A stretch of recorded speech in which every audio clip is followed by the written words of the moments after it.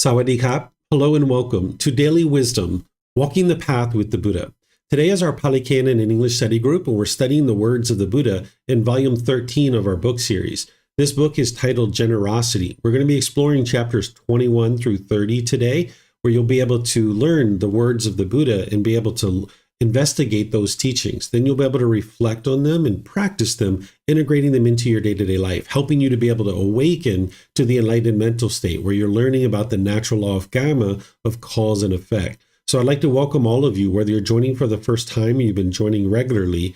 The way that we do this program is I invite students in Zoom to be able to read a chapter from our book. And then after someone reads it, I will then share some teachings on that. Afterwards, I'll open up to some questions that you might have, whether you're in Facebook, YouTube, or Zoom. You can ask questions in Facebook, YouTube, or Zoom by just putting the questions in the comment section. Or in Zoom, you can electronically raise your hand, unmute your microphone, and ask any and all questions that you like. So is there someone here in Zoom that would like to volunteer to read this first chapter? All right, Pat, go ahead, sir. The 8 stains. Monks, there are these 8 stains, pollutions. What 8? 1. Non-recitation is the stain of chanting. 2. Lack of upkeep. Upkeep is the stain of houses. 3. Laziness is the stain of beauty. 4. Heedlessness is the stain of a guard. 5. Misconduct is the stain of a woman, a person. 6. Selfishness is the stain of a donor. 7. Evil, unwholesome qualities are stains in this world and the next. 8. Ignorance, unknowing of true reality, is a stain more significant than these, the very worst of stains. These, monks, are the 8 stains. Thank you. Okay, thank you, Pat. So here in chapter 21 of volume 13, we have 8 individual things that the Buddha is describing as a stain.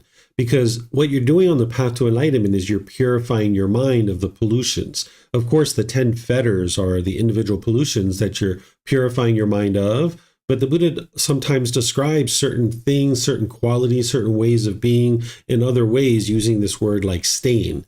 These aren't all fetters. The ignorance, of course, is fetter, but not all of these are actually fetters. But they are stains to the mind, hindering it from being able to experience the brightness, the radiance, the cheer, the gladness that one can experience when they get to enlightenment.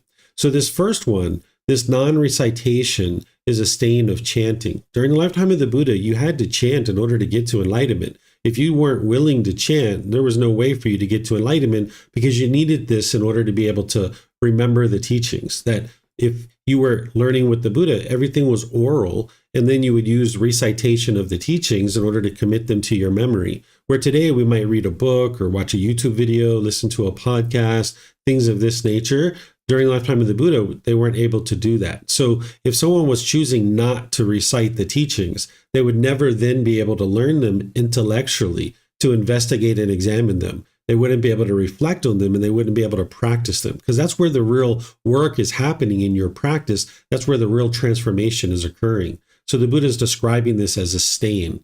Of course, we still chant today, but it's not in order to remember the teachings. It's to ease the mind into meditation and get more benefit out of the meditation itself. But during the lifetime of the Buddha, this was needed in order to be able to get to enlightenment. So that's why he's calling it as a stain. Then he talks about this lack of upkeep of one's house as a stain. If you ever think about times where maybe you've been messy, or your room was messy, or your house was messy, and you come back to your house is a kind of picture of what's going on within your own mind. If your mind is all discombobulated and you've got all this messiness in your mind, you're going to tend to have a messy house. Whereas if you have a mind that's been cleaned up, you'll tend to keep your house nice and clean. Well, also the same way is true is that if you keep your house nice and clean, it'll actually help your mind as well. Because if you come back to your house and you've got all this mess all over the place, your mind can take in all that contact, and it's kind of hard to process all of that.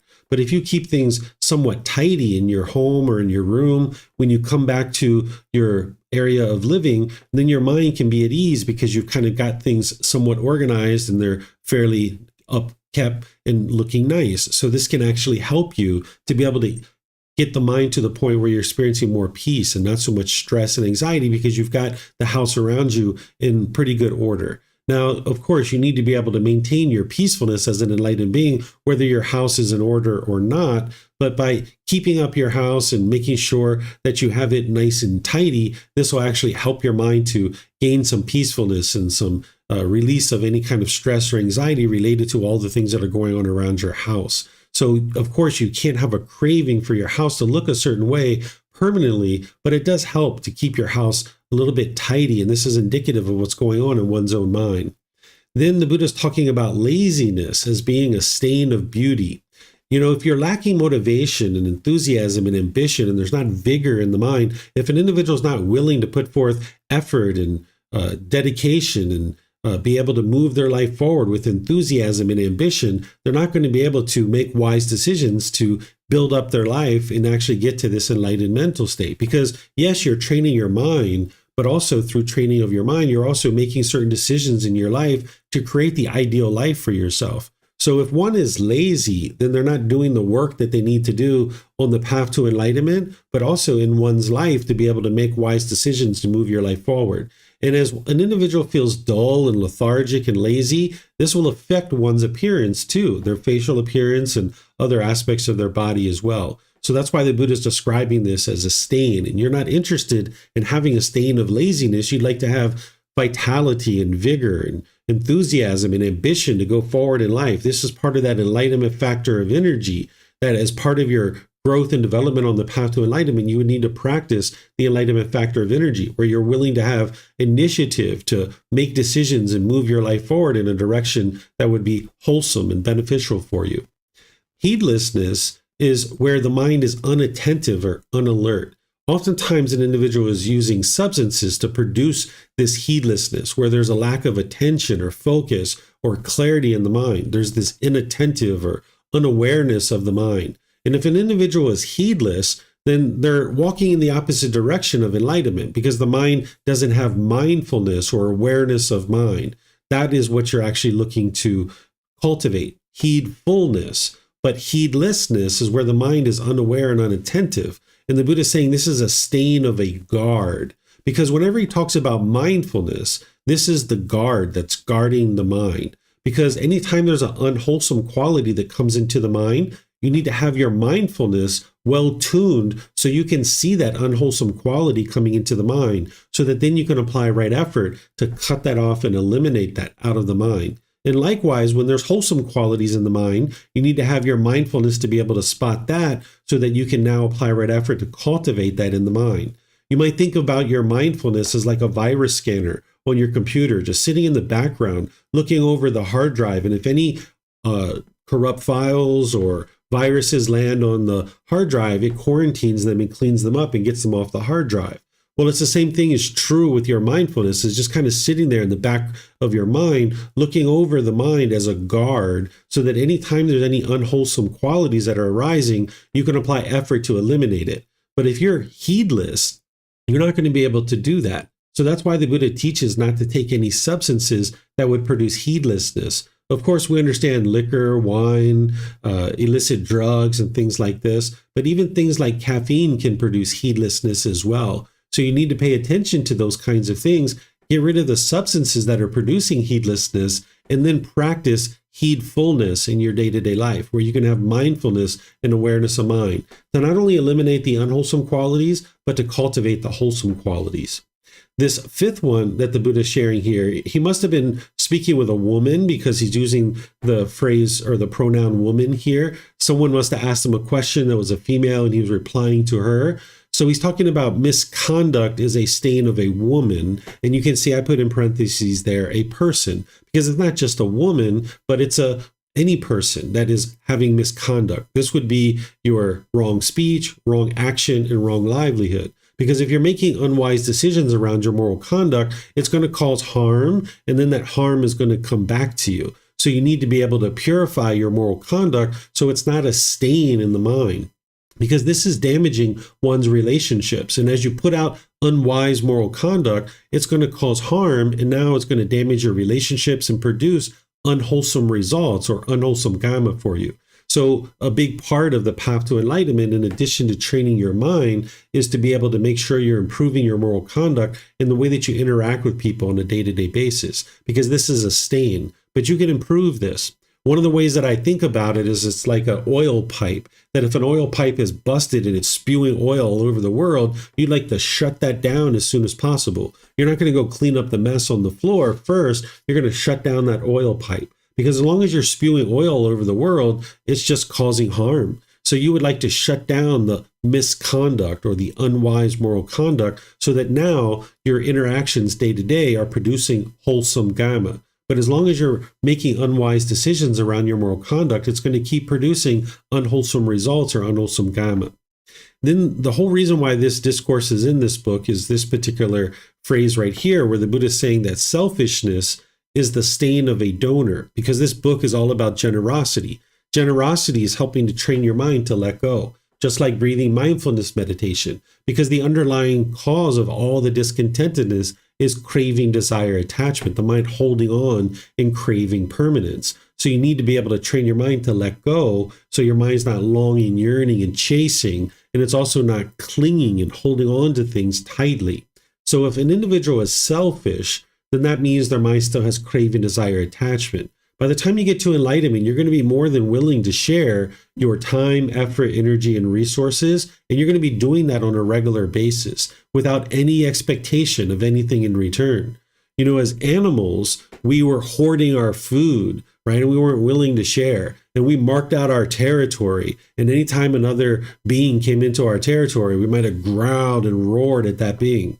Well, human beings in the unenlightened state function very much like an animal. Sometimes an individual might hoard their food, or they might mark out their territory with a fence. And now when somebody comes onto their land or approaches their land, they might be angry or frustrated by that. So you need to get to the point where you're willing to give and share, and you're joyful in sharing with others, that the mind isn't selfish and holding on. That if an individual spends 3 hours doing something, they might want something in return. Or if they spend 3 days doing something, they might want something in return. That's not generosity. You would like to get to the point where you're frequently giving and sharing with the people around you. This is going to help to eliminate this stain, training the mind to let go and eliminate craving, desire, attachment. So anywhere you see that the mind is holding on and craving and unwilling to share with others, you would like to be able to live open-handedly and share with the people around you. Then the Buddha says here, evil, unwholesome qualities are a stain in this world and the next. This is any unwholesome qualities that are in the mind, whether it's conceit or anger, frustration, jealousy, shyness, embarrassment, disappointment, even the slightest dislike towards another being. This is an unwholesome quality. That dislike is coming from one's own mind, because they have certain cravings and expectations. They want people to be a certain way. And if they're that way, they will like them. But if they're not like that, then an individual will dislike this person. And that's coming from one's own mind. But oftentimes in the unenlightened state, we think it's actually coming from someone else. So the Buddha is saying here that this unwholesome qualities are a stain in this world, because it's actually going to affect you in this life as you're making unwise decisions through that anger or through that frustration or through that jealousy with your moral conduct. It's going to affect you in this world. But if you allow that to continue in the mind, it's going to affect you in the next life too. That's what he means by the next, because all of us have had countless lives in the past. You may or may not have been able to independently verify that yet, but I can assure you that's the case. And at some point you can verify that. But these unwholesome qualities, if you just allow them to stick around in the mind, this is just going to cause you difficulties and complications in this life and in the next too, because if you allow those to continue in the mind's unenlightened, there's going to be rebirth. So when the Buddha talks about complacency, of course, we can understand that to mean, not meditating, not talking with a teacher, reading books, or coming to classes. That's complacency. But also, if you allow any unwholesome qualities to continue in the mind, even for a split second, and you're not willing to take the effort to eliminate that out of the mind, that's complacency too. So you'd like to eradicate any and all complacency so that you can completely eliminate any unwholesome qualities from the mind. By the time you get to enlightenment, you don't even have unwholesome thoughts that come up in the mind.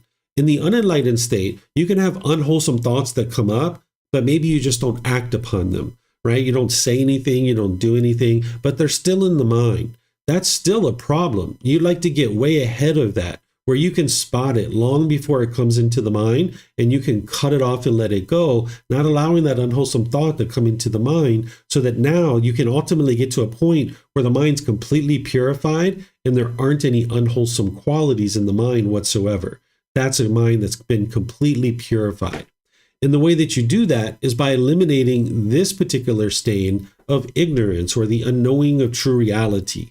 Now, you guys have heard me share many times that this word ignorance isn't the best word to be using, but since other people use it, it's helpful to keep it in the discourses. But the best way to understand this is the unknowing of true reality, or confusion, or misunderstanding, lack of wisdom, misperception, or the unknowing of true reality, just not understanding what the mind doesn't understand. This is the stain of all stains, because this is going to keep the mind in the unenlightened state, continuing to experience the difficulties and struggles over and over and over again. So it's examining the teachings, investigating them, reflecting on them to independently verify them, and practicing them in your day-to-day life that is going to eradicate this ignorance. This unknowing of true reality and lack of wisdom doesn't get eradicated through intellectual learning alone. That's the first step. But if an individual understood the teachings intellectually and they weren't practicing them, they still have ignorance in their mind. It's kind of like we might have been taught to not use drugs and alcohol when we were growing up as a child by the people around us, and we understood to a certain level intellectually that was unwise, but we still did it because we had ignorance, or the unknowing of true reality. We didn't understand that poison we were putting into the body. We didn't understand the unwise decisions that we were making because of it, and the unwholesome results that we were experiencing. So we can understand something intellectually, but an individual could still be making a decision opposite of that intellectual understanding. That's because of the mind's ignorance. So yes, there needs to be intellectual understanding, but there needs to be a reflection to be able to verify the truth. And then ultimately an individual needs to practice the teachings. That's where the ignorance is fully eliminated, because now you're making decisions based in that intellectual understanding. And this is where the mind is now wise, because it's wise to the natural law of karma, of cause and effect, or action and result. So this ignorance is the stain of all stains, because we do things like walking around the world thinking everyone else is the problem, or we walk around thinking that other people are causing us to be angry or frustrated or irritated or annoyed. But we can see very clearly through the teachings of the Buddha and our own independent verification that we've had this ignorance in our mind for so long. We went through the world being bitter and harsh and hostile and aggressive and angry with people, feeling justified in our anger, and as if the other person is causing us to be that way. And now we just keep doing it, and we experience broken relationship after broken relationship after broken relationship. So by arising wisdom to be able to see the truth, you can transform this ignorance, eradicate that from the mind, and that's what's going to help you to eliminate all these other stains, as well as the fetters that are in the mind. So let me know what questions you guys have here on this chapter 21 from volume 13. Remember, you can put that into Facebook, YouTube, or Zoom, or you can raise your hand in Zoom and ask any questions that you like.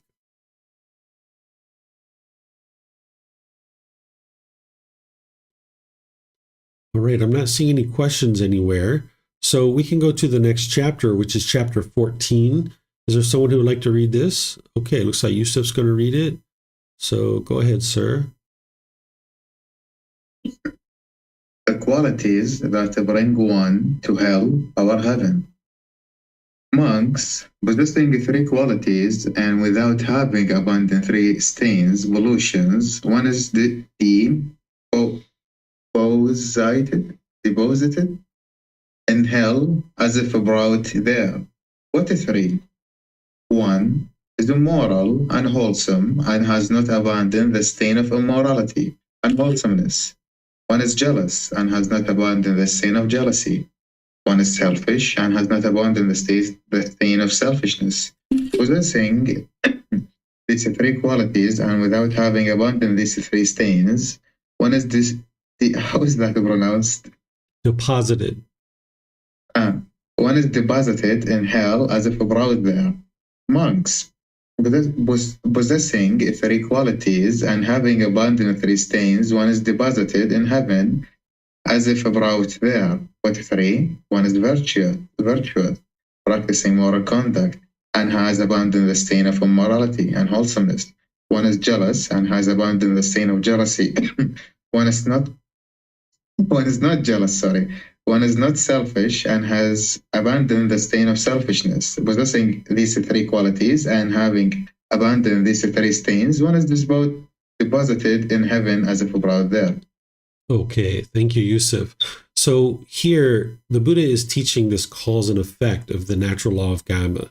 It's important to understand that his teachings aren't about getting to heaven after this life. It's also not about being fearful or worried that one might go to hell. It's not about an afterlife. It's about getting to a wonderful life now in this life, right? That's what you're working towards, is purification of the mind, eliminating those pollutions and getting to the point where the mind's completely peaceful, calm, serene, and content with joy. But if one is not doing that, if one's mind is polluted at the end of this life, there is going to be rebirth.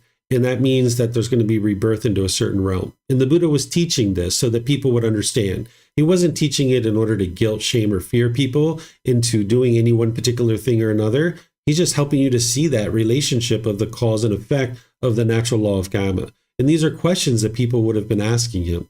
So here, these three qualities or stains that the Buddha is describing are things that would lead to rebirth in the hell realm. And sometimes people ask questions, what is it that would lead me to being reborn in hell? And here you can see that this immorality or unwholesomeness that one would practice in terms of their moral conduct, jealousy and selfishness. And the reason why is because these are all based in craving, anger, and ignorance, those pollutions of the mind. They would be in there pretty significantly in order for these things to exist. And then as somebody is eliminating those and having been practicing virtuous moral conduct, they would have had to eliminate a certain amount of their craving, anger, and ignorance in order to be able to practice that good, wholesome moral conduct.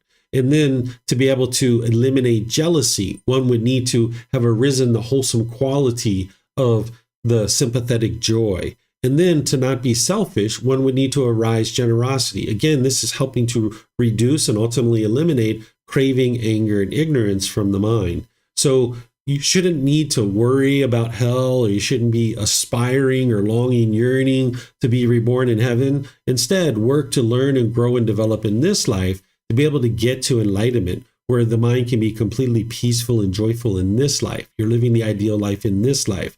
But if someone falls short of that for any reason, the Buddha is teaching you what will occur so that you understand the cause and effect. And then you can just make the choices that are for you, right? The Buddha never talks in a way that is attempting to convince you to do anything. He's just helping you to understand this natural law. And now you know the results of any decisions that you're making, and you get to make the choices for yourself. An individual who's enlightened, they've already made their choices. They've already made their decisions. The Buddha already made his decisions. He purified his mind. He got to enlightenment. And then he's sharing with other people what it takes to be able to do that. And that's what he did for the rest of his life, is helped people to be able to get to this enlightened mental state. So let me know if you guys have questions here on these three aspects of the mind, or qualities, or these unwholesome pollutions or stains, and then eliminating those, that one would then be reborn in the heavenly realm. But understanding that that's not the ultimate goal. All right, I don't see any questions. So let's get to this next chapter, 23. Is there someone who would like to read this? Okay, we got two people here. I'll just take the first one, Vibhav, and then Yihang, if you'd like to read the next one, we can do that. Destinations for those who are stingy and those who are generous. A heavenly being. Those who are stingy here in the world, selfish people, abusers, people who create obstacles. For others engaged in giving alms or donation. What kind of result do they experience? What kind of future destination? We've come to ask the perfectly enlightened one this. How are we to understand it? The perfectly enlightened one. Those who are stingy here in the world, selfish people, abusers, people who create obstacles, for others engaged in giving alms or donation, they might be reborn in hell. in the animal realm and yamas were. If they come back to the human state, they are born in a poor family, where clothes, food, pleasures, and play are obtained only with difficulty. Whatever the unwise may expect from others, even that they do not obtain, this is the result in this very life and the future of bad destination, a heavenly being. We understand this and we understand this what you have said.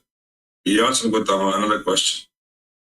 Those here who, on gaining the human state, are friendly and generous, confident in the Buddha and the teachings, and deeply respectful towards the community, what kind of results do they experience? What kind of future destination? We've come to ask the perfectly enlightened one this. How are we to understand it? The perfectly enlightened one. Those here who, on gaining the human state, are friendly and generous, confident in the Buddha and the teachings, and deeply respectful towards the community, these brighten up the heavens, where they've been reborn. If they come back to the human state, they are reborn in a rich family, where clothes, food, pleasures, and play are obtained without difficulty. They rejoice like the heavenly beings who control the good acquired by others. This is the result of this very life, and in the future, a good destination. Okay, thank you, Vibhav. So there's different accounts in the Pali Canon of the Buddha teaching heavenly beings. Of course, he taught many, many, many human beings, but there's also accounts of him teaching heavenly beings where he could be maybe in the evening, hanging out in a park or something like this. And then the sky would light up and these heavenly beings would essentially ask questions, and the other people around could hear the voices of these heavenly beings. So this documentation of the Buddha teaching heavenly beings actually came from other people. It didn't actually come from the Buddha himself because he was already dead by the time that these teachings were documented. So this is something that was documented by his students, that they were present when this occurred, and they remembered what was actually transpiring, and then they documented it. And this is once again the Buddha just teaching another being, because heavenly beings and humans can both make their way to enlightenment. And here this heavenly being was asking questions about the natural law of karma related to generosity. And you guys can see what he's teaching here. It's very clear where he's talking about, or at least the questions that are being asked of him, is about someone who's not generous and they're not willingly sharing with others, and what would be their future destination. And then the Buddha explains that to this heavenly being and how they would experience their next rebirth. And then the question was asked about somebody who's actually generous and giving of gifts to the community, to the Buddha, the teachings, the community. They have confidence in this. And now the Buddha is explaining the results of that as well. So it's pretty straightforward what he's explaining. He's just helping you to be able to see the natural law. And this is something that you can just understand, because it's all coming back to the condition of the mind at the time of death. That if there's a lot of pollution in the mind at the time of death, there's going to be unfavorable rebirth. If there's less pollution at the time of death, then there's going to be a favorable rebirth. And if there's no pollution whatsoever, then there's no rebirth anywhere in the cycle of rebirth. So this is what he's helping you to be able to see through this teaching that was documented by his students. So let me know what questions you guys have here on this chapter.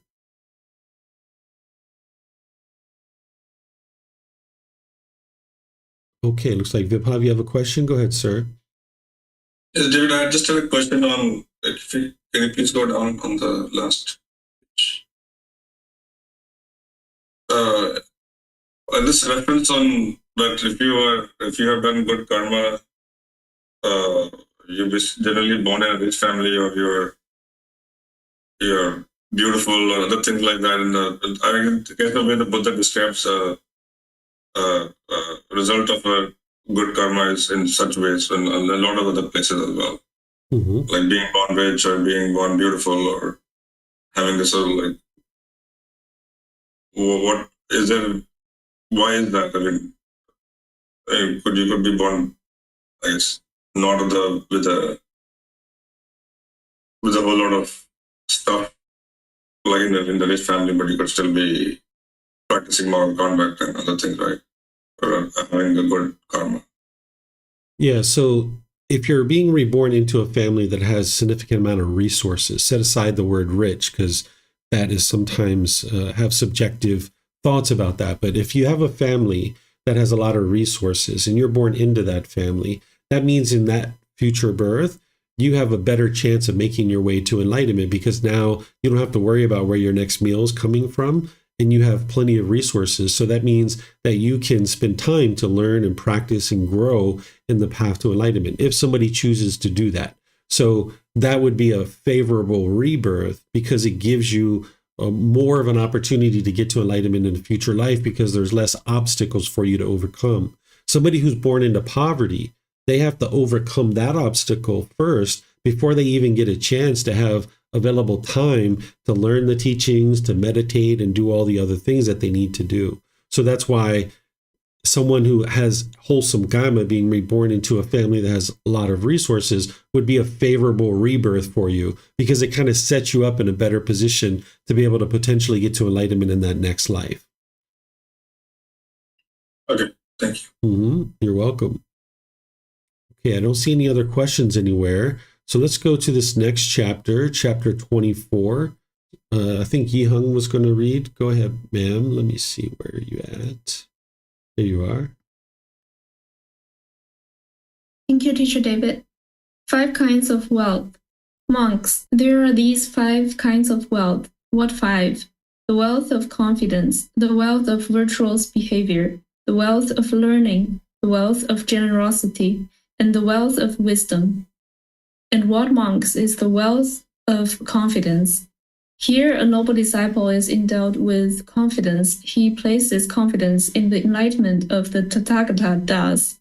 The perfectly enlightened one is an arahant, perfectly enlightened, accomplished in true wisdom and conduct, fortunate, knower of the world, unsurpassed, trainer of persons to be tamed, teacher of heavenly beings and humans, the fortunate one, the perfectly enlightened one. This is called the wealth of confidence. And what is the wealth of virtuous behavior? Here, a noble disciple abstains from the destruction of life, abstains from taking what is not given, abstains from sexual misconduct, abstains from false speech, abstains from liquor, wine, and intoxicants, the basis for heedlessness. This is called the wealth of virtuous behavior. And what is the wealth of learning? Here, a noble disciple has learned much, remembers what he has learned, and accumulates what he has learned. Those teachings that are good in the beginning, good in the middle, and good in the end, with the right meaning and phrasing, which proclaim the perfectly complete and pure spiritual life. Such teachings as these he has learned much of, retained in mind, recited verbally, mentally investigated, and penetrated well by view. This is called the wealth of learning. And what is the wealth of generosity? Here, a noble disciple dwells at home with a mind free of the stain of selfishness, freely generous, open-handed, joyful in letting go, devoted to charity, joyful in giving and sharing. This is called the wealth of generosity. And what is the wealth of wisdom? Here, a noble disciple is wise. He possesses the wisdom that discerns arising and passing away, which is noble and penetrative and leads to the complete destruction of discontentedness. This is called the wealth of wisdom. These monks are the 5 kinds of wealth. When one has confidence in the Tathagata, unshakable and well established, and virtuous behavior that is wholesome, admired and praised by the noble ones. When one has confidence in the community and one's view has been straightened out, they say that one is not poor, that one's life is not lived in uselessness. Therefore, a wise person, remembering the Buddha's teaching, should be intent on confidence and virtuous behavior, confidence and vision of the teachings. Thank you. Okay, thank you, Yihang. So, one of the things that the Buddha did during his time of teaching is he would take things that people were currently thinking and he would kind of flip it upside down on its head. Like, for example, when his life was happening during that time frame 2,500 years ago, people thought that if you were born into a certain family, that you were automatically going to be destined for a wonderful life. And if you were born into a different type of family, you were destined for a very miserable life. And it was typically based on affluency and in how much money you had, right? Well, the Buddha would oftentimes flip these things upside down on its head, that he would have people who chose to ordain with him who were wealthy and people who might ordain with him that were lacking resources, and he would treat them all the same, and they would wear the same type of clothing. And one of the things that they had during his lifetime is the people that were noble and rich and affluent, when they would go out into the community, they would expose their right shoulder. And that's how people knew that you were a member of an affluent, noble family, what they considered to be noble. So no matter what family you came from, all of his students would walk around with their right shoulder exposed as noble individuals, right? So the Buddha would take things like that and flip it upside down because people's minds had been conditioned to think a certain way, and he was helping them to be able to see another way. So here with wealth, oftentimes we think about material possessions or money or things of that nature. But he's taking this word wealth and he's flipping it upside down and showing you what real wealth is. And this wealth is actually going to lead to your enlightenment. That if you have the wealth of confidence, meaning confidence in him and his enlightenment, now that's going to help you to build dedication and determination, diligence, to be able to make your way on the path to enlightenment. Whereas if you didn't have confidence in the Buddha, why would you ever spend any time or effort or energy to be able to learn his teachings? So that wealth of confidence gives you that first boost of determination and dedication and diligence to even be able to consider his teachings, to learn them and understand them, and then ultimately practice them and see the real results that are going to transpire because of the mind being trained. So if an individual is lacking confidence in the Buddha, which is common when they first come to the path to enlightenment, that's going to hinder an individual from getting to enlightenment. It's a hindrance. It's an obstruction to one's enlightenment. It's the doubt, that fetter in the mind that is going to obstruct someone from being able to make forward progress. But if you transform that into confidence, this is a real wealth because it's going to produce dividends for you in terms of having dedication and confidence on the path. Because when you're deep down in there working with the mind and you're pulling it away from some of its cravings, desires, attachments, you're experiencing painful feelings because you got the pleasant feelings for so long by having that craving. Now, when you start peeling it away from the mind, it's really painful to eliminate some of these cravings. And that's where you really need to have dedication and diligence coming through in your mind, that you continue to stay forward on your progress, that you're determined. And this confidence in the Buddha, the teachings, and the community, your teacher, in your own ability to get to enlightenment is what's going to see you through those tough times when you're dealing with the ego, when you're dealing with some of your ill will, when you're dealing with the central desire and the things like this. It gets really tough in there sometimes. So that's where this confidence can really shine through and help you to overcome those challenges on the path. Then the wealth of virtuous behavior.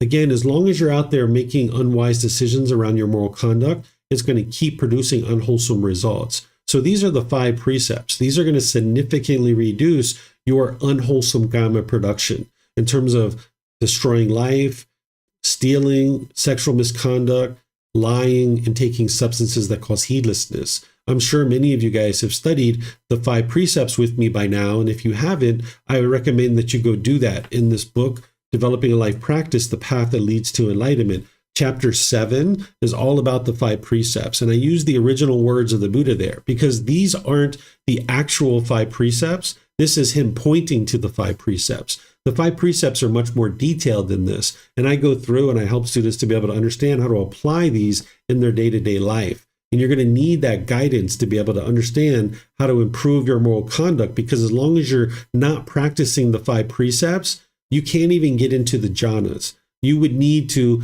make sure you're practicing the 5 precepts very closely to even get into the jhanas, right? And then, of course, to get into the first stage of enlightenment, you would need to be practicing the 5 precepts very closely as well. So this virtuous behavior, this moral conduct, it's not rules or commandments. It's about helping you to understand this cause and effect, or this action and result, about how the decisions that you make lead to any particular results in your day-to-day life. And by putting out harm, harm is just going to come back to you. And by you not putting out harm, you'll experience more and more wholesome results in your day-to-day life, and you'll really see things improving in your relationships.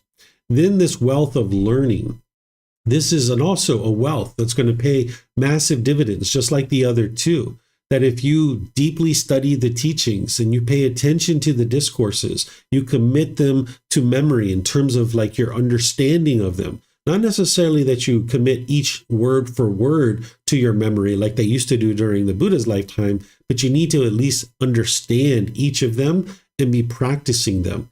That's what's going to really help you through the journey to enlightenment. By the time you get to enlightenment, you'll have the teachings all here, right in your mind. You'll never forget the teachings that it took for you to get to enlightenment. But that needs to start with this intellectual learning. And that's a real wealth, just like all the others. It's going to pay that's going to pay massive dividends to be able to help you. So studying the discourses, taking some time to do that, not just in classes. Like, this is great that you guys have these classes, but you're going to also need to spend some time outside of class studying the discourses as well. So you're going to need to dedicate some time to that. And that's a real wealth to be able to have that. Then generosity is also a wealth. That's going to also pay dividends for you because it's training your mind to let go, just like we've been talking about in this book all throughout the various discourses. Then, of course, wisdom, having the wisdom of the arising and passing away, that's wisdom of the universal truth of impermanence. And that's the very first step on the path to enlightenment. And that's why the Buddha is referencing it here, that if someone has that wisdom, it's going to lead to further wisdom as well, because then you can understand that the mind's craving permanence, so that way, if you understand the universal truth of impermanence, then that's what's going to lead to the complete destruction of discontentedness. And that's a real wealth to be able to have in the world that's going to pay dividends. So let me know what questions you guys have here as the Buddha's kind of helping people to reorient their thinking or their understanding of what it means to be wealthy. Of course, there is material wealth, and that's what we were just talking about with Vibhav's question. But this is the real wealth that the Buddha is encouraging you to be able to develop in your day-to-day life. Sure, you're going to need a certain amount of material wealth in your day-to-day life as well in order to be able to sustain your life and accomplish the things that you need to accomplish. But this is the wealth that really truly pays dividends, because that's what's going to help you escape out of the cycle of rebirth and get to the point where the mind's completely peaceful and joyful in the enlightened mental state. So let me know what questions you guys have, if any at all. Okay, I don't see any questions anywhere. So let's go to this next chapter here, chapter 25. Is there someone who would like to read this one?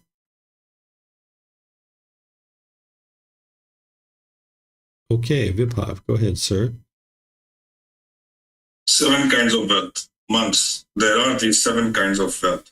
What 7? The wealth of confidence, the wealth of virtuous behavior, moral conduct, the wealth of moral wrongdoing, the wealth of moral concern, the wealth of learning, the wealth of generosity, and the wealth of wisdom. And what once is the wealth of confidence? Here, a noble disciple is endowed with confidence. He places confidence in the enlightenment of the Tathagata thus. The perfectly enlightened one is an arahant, perfectly enlightened, accomplished in the true wisdom and conduct, fortunate, knower of the world, unsurpassed trainer of persons to be tamed, teacher of heavenly beings and humans, the fortunate one, the perfectly enlightened one. This is called the wealth of confidence. And what is the wealth of virtuous behavior, moral conduct? Here, a noble disciple abstains from the destruction of life, abstains from taking what is not given, abstains from sexual misconduct, abstains from false speech, abstains from liquor, wine, and intoxicants, substances that cause heedlessness, the basis for heedlessness. This is called the wealth of virtuous behavior, moral conduct. And what is the wealth of moral wrongdoing? Here, a noble disciple has a sense of moral wrongdoing. He is regretful of bodily, verbal, and mental misconduct. He is regretful of acquiring evil, unwholesome qualities. This is called the wealth of moral wrongdoing. And what is the wealth of moral concern? Here, a noble disciple sees the danger of wrongdoing. He sees the danger of bodily, verbal, and mental misconduct. He sees the danger of acquiring evil, unwholesome qualities. This is called the wealth of moral concern. And what is the wealth of learning? Here, a noble disciple has learned much, remembers what he has learned, and accumulates what he has learned. Those teachings that are good in the beginning, the good in the middle, and good in the end, with the right meaning and phrasing, which proclaim the perfectly complete and pure spiritual life, Such teaching as these he has learned much of, retained in mind, recited verbally, mentally investigated, and penetrated well by view. This is called the wealth of learning. And what is the wealth of generosity? Here, a noble disciple resides at home with a mind free of the stain of selfishness, freely generous, open-handed, joyful in letting go, one devoted to charity, joyful in giving and sharing. This is called the wealth of generosity. And what is the wealth of wisdom? Here, a noble disciple is wise. He possesses the wisdom that discerns arising and passing away, which is noble and penetrative and leads to the complete destruction of discontentedness. This is called the wealth of wisdom. These monks are the 7 kinds of wealth: the wealth of confidence, the wealth of virtue behavior, the wealth of moral wrongdoing and moral concern, the wealth of learning and generosity. With wisdom, the 7 kinds of wealth. When one has these 7 kinds of wealth, whether a woman or a man, they say that one is not poor, that one's life is not lived in uselessness. Therefore, a wise person, remembering the Buddha's teaching, should be intent on confidence and virtuous behavior, confidence and mission of the teachings. Thank you. Okay, thank you, sir. So this is a great example with these 2 discourses being back to back, that it would be unwise to ever look at the teachings of the Buddha in isolation. Because if you would have read that first discourse where he talks about the 5 kinds of wealth, you might just think, oh, that's it. There it is, right? But then he has other discourses where he expands it. He has these layered approaches to his teachings where he doesn't necessarily give everything all at once, depending on the audience that he's teaching. He might go in layers to be able to layer this. So you're never interested in looking at the teachings of the Buddha in isolation, but you like to look at the totality of his teachings. And this is a great example because 5 out of these are the ones that we just read, the ones that we just studied. So I don't need to study those and share those with you. We'll just focus on the 2 that aren't part of this, but I just thought I would help you to be able to see how looking at the teachings of the Buddha in their totality is so important. Because there's people out there that, of course, it's very rare for someone to study with the original words of the Buddha, but sometimes even when people are studying with the original words of the Buddha, which is rare, they will sometimes look at the teachings in isolation. And this leads to a lot of misunderstandings in the world. So understanding the totality is what will bring your mind to fully understanding what he taught. So all of these, except for moral wrongdoing and moral concern, were in the last discourse. So we don't need to repeat those. Let me help you to understand what moral wrongdoing and moral concern is. What moral wrongdoing is to be able to understand what's wise and unwise, that you understand what would be wise to do that would lead to wholesome results, and you understand what's unwise that would lead to unwholesome results. This is the natural law of karma, cultivating the wisdom around that. And that would be a real wealth, because we go through life for a really long time not even realizing what's wise or unwise, being very confused about that. So if you have the wealth of moral wrongdoing, then you understand what's wise and unwise, what leads to wholesome results and what leads to unwholesome results.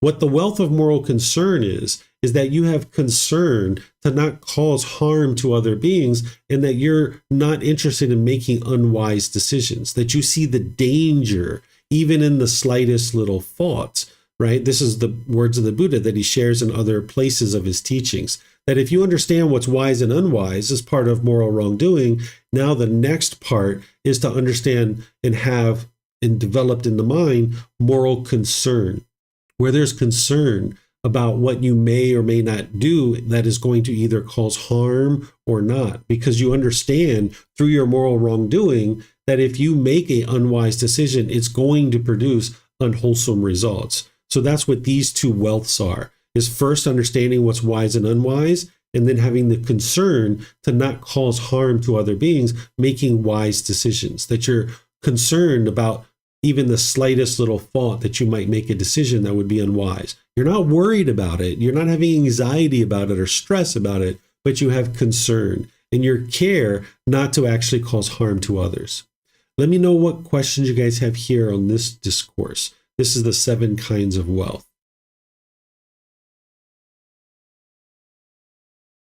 Okay, I don't see any questions. So let's go to the next chapter. Here, this is chapter 26. It looks like Pat's going to read that one. Go ahead, sir.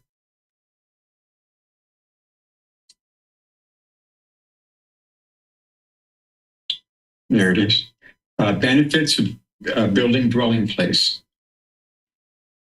Venerable Sir, I had these 60 residences built because I need merit, because I need heaven. What line of conduct am I in, Venerable Sir, to follow in regard to these dwelling places? Well now, do you, householder, establish these 60 dwelling places for the use of the community of the four quarters, present and to come? Yes, Venerable Sir. And the great merchant of Rajagaha, having answered the perfect enlightened one in agreement, had those 60 dwelling places established for the use of the community of the four quarters, present and to come. Then the perfectly enlightened one thanked the great merchant of Rajagaha in these verses. They ward off cold and heat and beasts of prey from there, and creeping things and gnats and rains in the wet season. When the dreaded hot wind arises, that is warded off. To meditate and obtain insight in a refuge and at ease, a dwelling place is praised by the perfectly enlightened one as great as chief gift to the community. Therefore, a wise man, looking to his own best interests, should have charming dwelling places built so that those who have heard much can stay therein.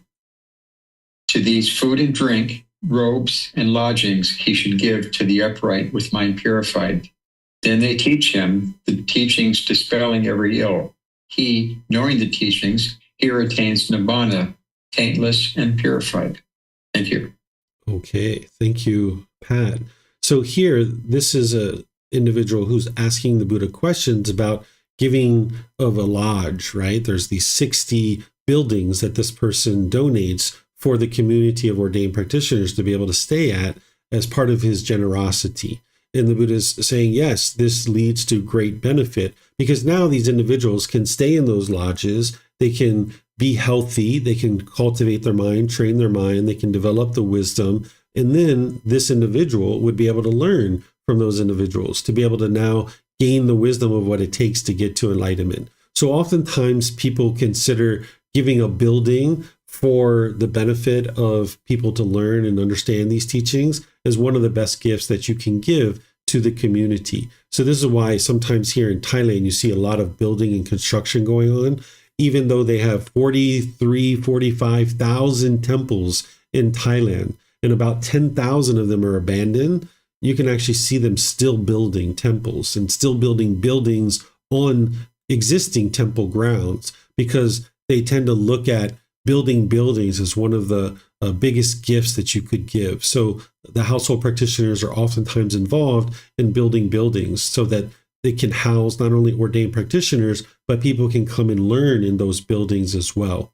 So here, this individual is just asking questions about what would be the results of this. And the Buddha ultimately shares with him that what you would ultimately be able to do through this is get to the point where the mind is completely purified, where one attains nibbana. And this is a great example for people who think that household practitioners can't get to enlightenment. This is the Buddha saying just the opposite, right? That oftentimes people think that it's only ordained practitioners that can get to enlightenment. Well, the Buddha's talking to a household practitioner here, a merchant, someone who is a business person, and they're making this offering of 60 residences. And now there's going to be tons and tons of monks close by this merchant, who this merchant is then going to be able to consult to gain wisdom and understanding of the teachings. And what is the result of that? Well, it's going to help him to learn the teachings, to dispel every ill, and then knowing the teachings, he here attains nibbana, taintless and purified. So you can see in the words of the Buddha that it is possible for household practitioners to get to enlightenment. Otherwise, the Buddha wouldn't have taught this. Because you'll see some people that will say women can't get to enlightenment. You'll see some people say that household practitioners can't get to enlightenment. And neither of these are actually true. Both of those types of individuals and any other type of individual, as long as you can learn intellectually and grow and develop, you can actually get to enlightenment in this life. So this is a great discourse for you to be able to understand about buildings, but also to be able to help you understand that household practitioners can definitely get to enlightenment. So let me know what questions you guys have here on this particular chapter. Okay, I don't see any questions anywhere. So let's move to the next one, which is chapter 27. Would someone like to read this? Okay, Yihang, go ahead, ma'am. Thank you, Teacher David. Remember your generosity.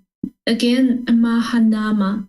You should remember your own generosity. Thus, it is truly my good fortune and gain that in a population obsessed by the stain of selfishness, I reside at home with a mind free of the stain of selfishness, freely generous, open-handed, joyful in letting go, devoted to charity, joyful in giving and sharing. When a noble disciple remembers his generosity, on that occasion his mind is not obsessed by craving, anger, or ignorance.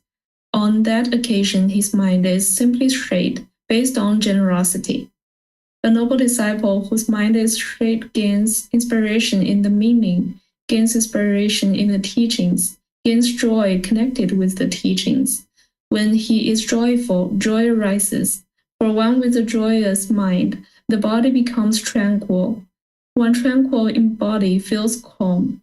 For one feeling calm, the mind becomes concentrated. This is called a noble disciple who resides in balance among an unbalanced population, who resides untroubled among a troubled population, as one who has entered the stream of the teachings. He develops memory of generosity. Mahanama, you should develop this memory of your own generosity while walking, standing, sitting, and lying down. You should develop it while engaged in work and while living at home in a house full of children. Thank you. Okay, thank you, Yihang. So by remembering one's generosity, it helps you to remember to practice generosity. If you were to just kind of like haphazardly practice generosity and then just put it out of your mind, you wouldn't have the tendency to practice generosity so frequently. In order to get to enlightenment, you're going to need to practice generosity daily. Just like your meditation practice is a daily practice, you're going to need to practice generosity daily. And you can do this in ways that isn't so impactful in your time or your resources, because you can share your time, effort, energy, or resources without any expectation of anything in return. You're going into a store, you can hold the door. It takes you 5 seconds, 10 seconds to do that. You're at the market, you're buying yourself a chocolate bar, you can buy an extra one or two. It takes you an extra 5 seconds to do something like that and give it away to somebody else in your day. So you can be doing things like this where you're giving and sharing with the people around you, remembering to practice generosity. That's what's going to help you to eliminate this craving, anger, and ignorance, because the mind can now practice the straight way. The Buddha is referencing that here, where he talks about this occasionally, where he uses the word straight way or the upright way. This is the way that we know that leads to enlightenment. That's his teachings, practicing the moral way, right? And practicing generosity is helping to eliminate craving, desire, attachment. If one was stingy and holding on to things and selfish, that means there's craving, desire, attachment in the mind. But you can uproot that through the practice of generosity. So remembering that you practice generosity and remembering to do that regularly is what's going to help ensure that you continue to practice that, even when you're among people who actually aren't practicing much generosity. If an individual is in a population of people obsessed by the stain of selfishness, okay, maybe you're around people that function that way, but that doesn't mean you need to function that way. In order to be able to get to enlightenment, you're going to need to rise above any of this murkiness in the world. So even though other people use profanity, even though other people might use drugs and alcohol, even though other people might be harsh and bitter and hostile, even though other people might be selfish, you're going to need to be able to rise above that murkiness of the world and really bloom into this enlightened being where you understand what's wise and unwise, and seeing the benefits to the mind as you're enhancing the quality of the mind by practicing generosity, living open-handedly and being joyful in giving and sharing with others around you. So let me know what questions you guys have here on this chapter. Remember, you can put this into Facebook, YouTube, or in Zoom. Okay, I don't see any questions anywhere. So now let's go to chapter 28. Is there someone who would like to read this?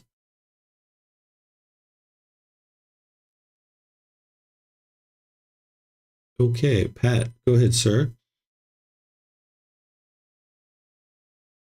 The 8 gifts. Monks, there are these 8 gifts. What 8? 1, having insulted the recipient, one gives a gift. 2, one gives a gift from fear. 3, one gives a gift thinking he gave to me. 1 gives a gift thinking he will give to me. 5, one gives a gift thinking giving is good. 6, one gives a gift thinking I cook. These people do not cook. It isn't right that I who cook should not give to those who do not cook. 7, one gives a gift thinking because I have given this gift, I will gain a good reputation. 8, one gives a gift for the purpose of enhancing the mind, equipping the mind. Thank you. All right. Thank you, Pat. So the Buddha here is talking about 8 reasons why somebody would choose to give a gift. And it's only the 8th one that is the true reason of why you would like to choose to give a gift, right? But you can give gifts in these other situations as well. So like number 1, having insulted the recipient, one gives a gift. This might be one of the reasons why you choose to give a gift to somebody. We used to actually do this with my son. Sometimes he would do things at school when he was in like kindergarten or 1st grade or 2nd grade. One day he came home and we found out from the teacher that he had bitten a girl's finger, that he was sitting in a desk and she was pointing across the room and she happened to be pointing and across him, and he just reached out and bit her finger. And of course, we didn't understand why he did this other than craving anger and ignorance, right? It was in his mind and he needed to purify that. He needed to make that better, but he also needed to clean up his unwholesome karma, right? So we encouraged him to think of a way that he could improve this, and we helped him along with that. And ultimately, he bought this little girl some flowers and took her some flowers to school. And there was another situation where I think he had said something to a child, or he had kicked a child or something, and he went and bought this little boy some toys, right? Not trying to buy their affection or anything, but just acknowledging that, hey, I made a mistake here, and now giving a gift as a way of cleaning that up. So that is a reason why one could give the gift, but you shouldn't have the expectation that this person is going to somehow all of a sudden start treating you better just because you're giving this gift. But this is a reason why someone might choose to give a gift. And then one might give a gift from fear. If someone has fear about their boss or fear of something like this, they might give a gift out of fear. Or one gives gift thinking he gave to me, that if someone gives a gift to you, you might feel like you have to give a gift back. Don't feel like that's the case, because that can be a craving, desire, attachment. You shouldn't put that burden on yourself that you have to give a gift just because someone gave to you. Or someone might give a gift thinking that this person will give to me if I give them a gift, right? That would be unwise to give a gift for that reason. You would like to give a gift for number 8, which we're ultimately going to get to here. But if you're giving a gift thinking, oh, this person's going to give me a gift if I give them a gift, there's still craving, desire, attachment there. One gives a gift thinking giving is good. Okay, yeah, giving is good. Giving is wise. That's helpful. And then here is talking about that I cook and these other people don't cook. This was a big thing during the lifetime of the Buddha, is to be able to acquire food, to be able to nourish the body. And there was plenty of people that were having difficulties to be able to do that. And there were only certain people in the community that necessarily knew how to cook food. So the people who did cook and that did this well felt like maybe they should cook for other people. And then one gives a gift thinking, because I have given this gift, I will gain a good reputation. This isn't the reason why you would be interested in giving a gift, but this is a reason why some people choose to give a gift. Ultimately, what you would like to do is give a gift for this reason, because it enhances the quality of the mind. It's equipping the mind. That's why one would practice generosity. That's the ultimate reason. And I've shared this with you guys before, that when the Buddha is teaching, he will oftentimes leave the most important thing for last, that's the one that has the most emphasis. Not always, but oftentimes, right? So this is why this one is last, because he's really emphasizing that and leaving your mind with that thought. That's the last thing on this particular discourse that he might say. And now after that teaching, that's the one that will stay in your mind, that, oh, I need to give for the purpose of enhancing my mind and equipping my mind. That's training your mind to let go. So that's ultimately what you would like to be practicing with your generosity, is for this reason. you might end up practicing because of some of these other reasons. Like I mentioned up here, if you've insulted someone or you've produced some unwholesome karma, this can be a wise decision to actually practice giving a gift, and some of these other reasons as well. But ultimately, you're practicing in order to enhance the quality of the mind. So let me know what questions you guys have here on chapter 28.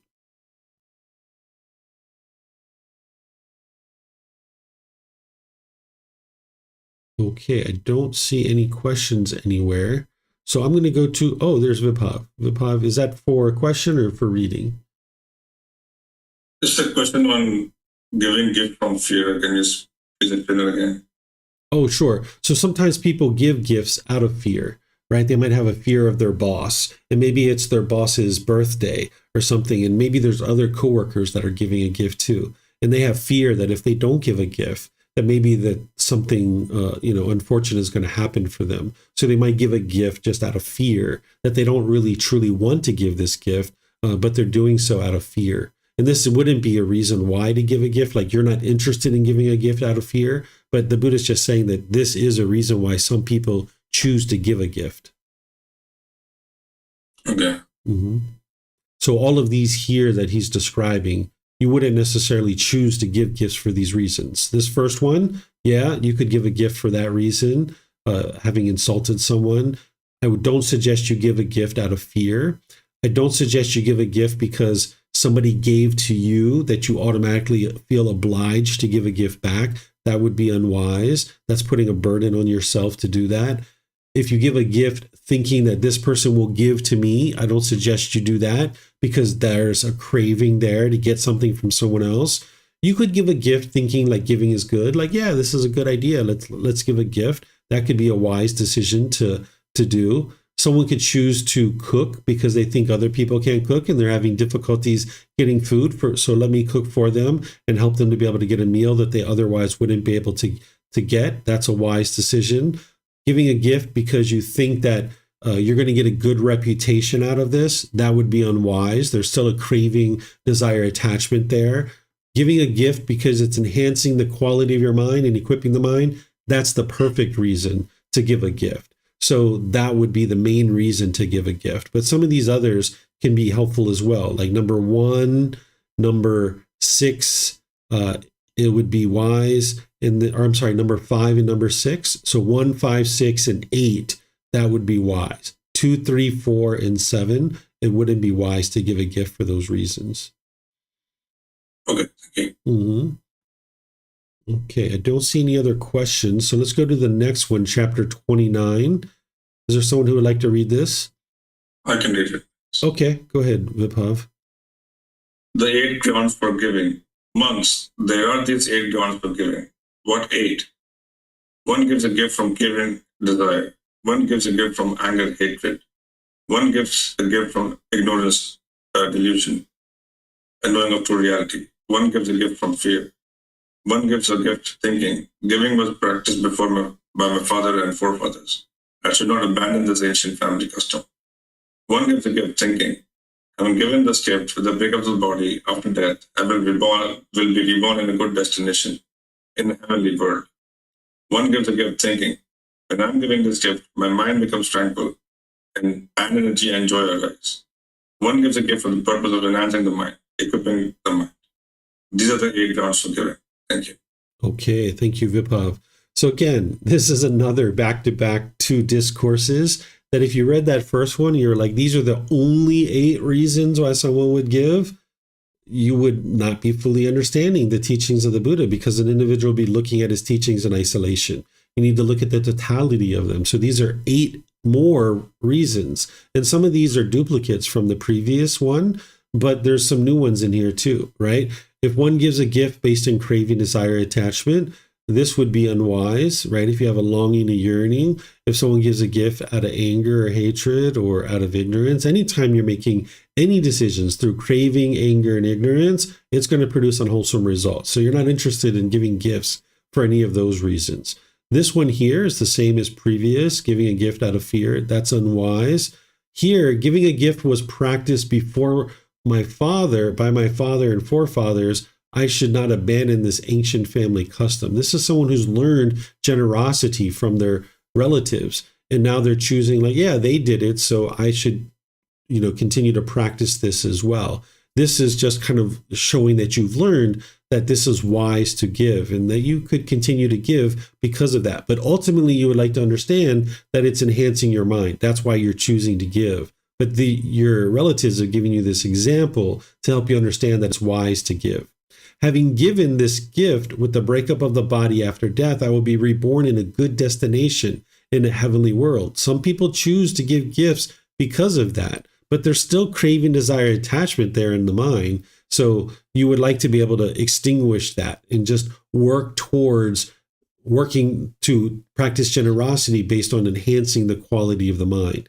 And then when I am giving this gift, my mind becomes tranquil and energy and joy arises, right? This is the qualities of the mind. And you can see that's occurring if you're practicing generosity. But if the tranquility, energy, and joy is arising because of the gift, this is now conditional, right? You would like to be able to just train your mind that you're giving the gift out of the interest to enhance the quality of the mind. And that's it. But if these qualities are arising, this can also be because you've reduced or eliminated craving, desire, attachment in your mind. And now the unconditioned qualities of tranquility, energy, and joy are arising in the mind. So it could be conditional, but it may not be. This is where you need to use your mindfulness to be able to discern, are these conditional, these are coming into the mind because I gave, or is it because the mind is eliminating craving, desire, attachment, that now the tranquility, energy, and joy is arising in the mind? And then ultimately, the reason to give is to enhance the quality of the mind. That's what you would like to be able to practice. That's always going to be wise. And that's what would help you and guide your practice of generosity. So let me know what questions you guys have. It looks like Vibhav has a question. Go ahead, sir. Yes, thank you, David. The question I have is on number 6, and this kind of goes back to I think 2 chapters ago, when the person was about the dwellings, the chapter about the dwellings, and the gentleman is asking the Buddha that I need to go to get to heaven. I need some merit, and what should I do for dwelling? So it seems that, at least the way I read it was that there seemed to be some craving in the gentleman about getting to heaven. Would you read it the same way, or would you read it a different way? Yeah, that's what that individual had, is they had craving to get to heaven. But if you notice what the Buddha said to them is like, by you giving these gifts, you're actually going to get to enlightenment. That's what you're going to get, is not to the heavenly world. Okay. But he says to still get rid of all that craving.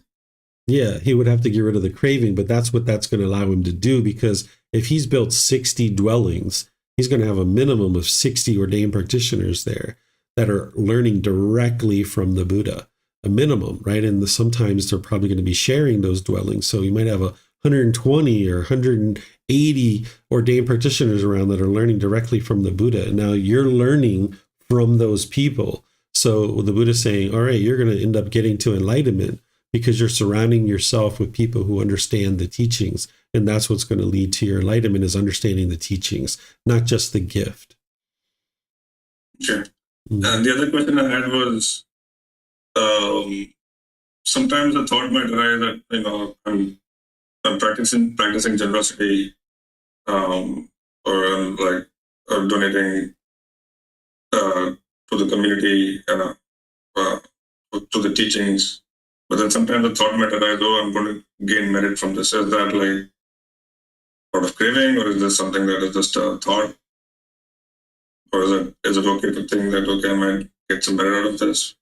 That's where you need to look at your own mind. If you're just having the thought of, oh, this is going to be merit by me practicing this, that can be a thought, but there can also be a longing, yearning, and wanting something too. That's where it's only your mindfulness that would be able to discern which one is it. Because if you see your mind pulling towards something, then that's the craving, desire, attachment. That's where you really need to hone your mindfulness to be able to see that for yourself. But you could also just have a thought that, oh yeah, this will be merit. So let me go ahead and, make this offering so that I can develop this merit. You can have that too without craving, desire, attachment. That's where you need to be very objective with your mind to be able to see it very clearly. Okay, thank you. Mm-hmm. And I'll just add there, Vibhav, is, the ego is typically there trying to convince somebody that it's one thing or the other. And this is where your mind needs to be able to discern this with having well-developed mindfulness to be able to see it and not allow your ego to chime in. Okay, I think that's the hard thing to do. Yeah, that's the practice, right? All right. Thanks. Yeah, you're welcome. All right, now our last chapter for today. This is the 5 timely gifts. Would someone like to read this? Okay, Yihang, go ahead, ma'am. Thank you, Teacher David. The 5 timely gifts. Monks, there are these 5 timely gifts. What 5? 1 gives a gift to a visitor. 1 gives a gift to one setting out on a journey. 1 gives a gift to a patient. 1 gives a gift during a famine. 1 first presents the newly harvested crops and fruits to the virtuous ones. These are the 5 timely gifts. At the proper time, those wise, charitable, and generous people give a timely gift to the noble ones, who are stable and upright. Even with a clear mind, one's offering is vast. Those who rejoice in such deeds, or who provide other service, do not miss out on the offering. They too take part in the merit. Therefore, with a non-regressing mind, one should give a gift where it yields great fruit. Merits are the support of living beings when they arise in the other world. Thank you. All right. Thank you, Yihang. So here the Buddha is describing a certain times to give a gift. Right before he's talking about the reasons for giving a gift. Now these are the times that someone might choose to give a gift. Right? If you have a visitor that comes to your home, you might actually give that person a gift. Right? If you have someone that's setting off on a journey, maybe like someone's going off to college or someone's going off on a trip or something like this, you might give a certain gift that's going to help them with that particular effort or that journey that they're embarking on. If one is a patient, meaning that they're sick, this is a time to actually give a gift.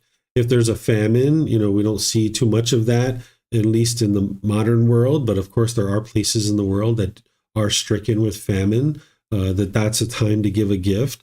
And then one first presents the newly harvested crops and fruits to the virtuous ones. This is the ordained practitioners, the teachers, the people who are in one of the 4 stages of enlightenment or practicing for one of the stages of enlightenment, right? That there's these new crops and fruits that come in that would be nice and fresh. And these might be something that someone chooses to give because oftentimes when you get say you get like a big bowl of ice cream, right? Maybe you want to take the first bite and that's my ice cream, right? But you can get in the habit of choosing to let someone else have a bite, right? And this is kind of like a big harvest, right? You might be like, mine, all the fresh fruits and fresh crops. But by choosing to give that away, it helps to ensure that the mind doesn't have craving, desire, attachment in these situations. So these are 5 times that you might consider giving a gift that the Buddha is talking about here. And then he goes on and shares some other things here that I think you guys can pretty well understand. Maybe we'll just focus on this one here, that he's talking about merit is support for living beings when they arise in the other world. So if somebody chooses to not get to enlightenment in this life, or for whatever reason they don't get to enlightenment in this life, and they're reborn in the future life, then any kind of merit that they've produced, any kind of offerings or generosity would have reduced their craving in this life, and it's going to help them and be beneficial in a future life. The Buddha understood this because he could see in his previous lives that he had practiced lots of generosity, and then he also practiced lots of generosity in his last life too. He was asked at one point, what was it that led to him being able to get to enlightenment as a Buddha? And the first primary thing that he talked about was generosity. He talked about this extensive amounts of generosity that he practiced in his previous lives and in his current life as well. And this is what helped to lead him to enlightenment as a Buddha in his previous or in his current life. So generosity was really high on the list of practices that the Buddha was teaching because he understood that it led to his enlightenment. In order for you to be able to get to enlightenment, you would need to also practice generosity as well. But for someone who falls short of that, if they were practicing generosity in a certain life, it's going to help them in that next life as well. So let me know what questions you guys have here on this chapter. This is chapter 30 of volume 13.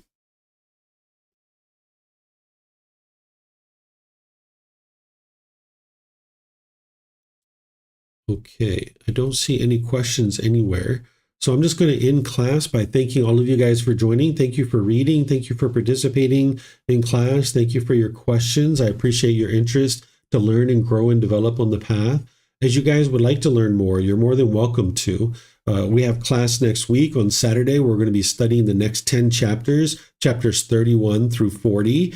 You're welcome to read those ahead of time. You guys know where you can get the books, either on our website or you can download them. You can take them and go print them. You can get printed versions here by just reimbursing us for the printing cost, or you can get them on Amazon. All these options are available for you if you don't have these books. And just as a heads up for you guys, we're going to be restarting the Pali Canon and English Study Group on January 10th. Not that someone needs to start at the beginning, but if you guys are interested in restarting, or if you have friends or family who are interested in starting the Pali Canon and English Study Group, we're going to be starting that on January 10th. And we're going to be restarting the group learning program on January 4th. So if you guys are interested in restarting that, or you know people that are, that would be a great opportunity for them. Sometimes people join towards the end like this, and then they're ready to start when we restart. They're kind of right there. They already got it part of their life. So that's an option too, that they could even start now, during the November, December timeframe. And then when we restart in January, they're already there and kind of used to logging in and all these kinds of things. So thank you all for your support. Thank you for your growth and learning and development on the path. Tomorrow in the group learning program, I'm going to be in chapter 21, which is titled Do No Harm. What is the future of the planet? It's from this first book, volume 1. And then, of course, we're doing the meditation in the main hall here in Chiang Mai at 6:30. So if there's people that are local, or if you'd like to tune into the live stream, we're live streaming that. And then on Wednesdays, I'm going to be doing meditation like typical, where I'm going to do loving kindness meditation and open up to any and all questions that students have. So thank you all so much, and perhaps we'll see you guys in a future class. Be well and take care. Sawadee ka.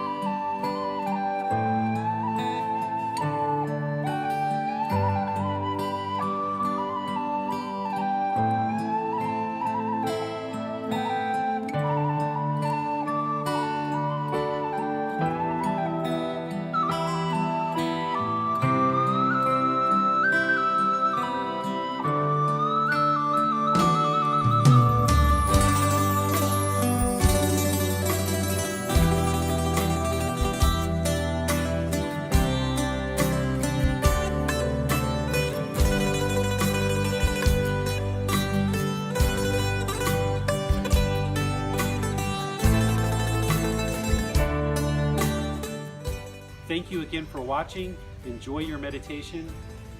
Look forward to seeing you online and answering any questions that you might have. Thank you so much.